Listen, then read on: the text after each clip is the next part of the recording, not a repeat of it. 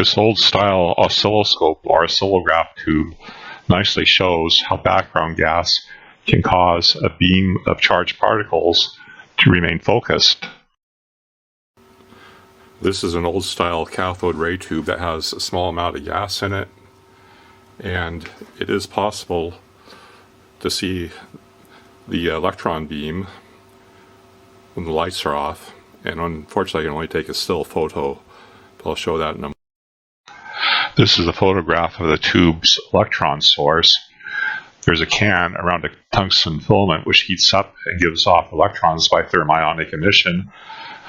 That's negative in relation to the can. Those electrons boil off and propagate down that little tube down the middle and come out as a tight beam. They fly down the tube, they ionize the gas, and that forms a sheath that keeps the electrons focused in a tight beam. This is a photograph of the tube in operation. The orange glow is the filament, and electron beams comes out through that little hole, causes ionization of the background gas, and stays in a fairly tight beam all the way up until the fluorescent screen. The blue goes due to ionization due to electron impact with the background gas, forming positive ions. Without the background gas, the electron beam would diverge very rapidly due to its self-interaction, due to space charge, and just due to its finite width of its source. Here you can see the beam on the oscilloscope screen when I bring a magnet nearby. It causes the beam to move around. I'll get it just right here.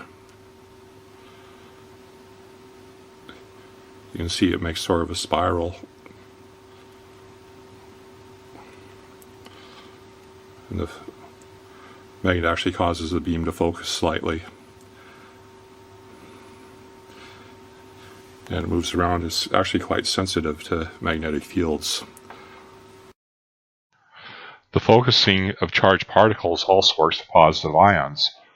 I tried to show this device during class, which didn't work so well because the gas pressure was too low. When it works properly, it looks something like this.